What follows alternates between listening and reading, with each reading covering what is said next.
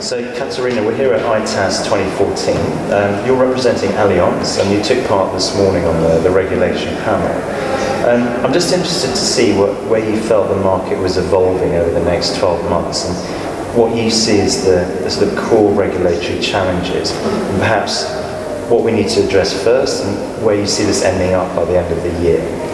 Okay, thank you for this question. I think Allianz as a group is not very much in a different position than the other participants in the market. First, we see that we have quite an urgency to comply with those regulations which come finally into place mid of this year. So that is by FMD, where we as a group have made substantial progress already, which is good for us and opens doors for, let's say, growing the business, what we appreciate. And second, we see FATCA, which is more an obligation than a pleasure, to be honest.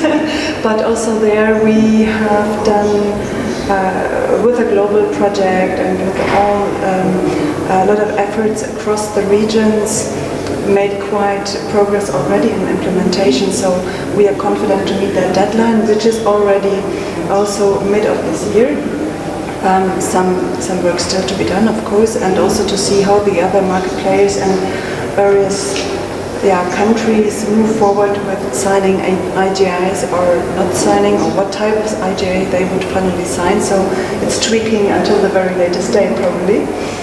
But on the other hand, with mid of this year, the world does not stop, so it will go on, and that keeps us busy in also observing the upcoming regulations. So we assume that MiFID II should be voted before the new EU election will take place.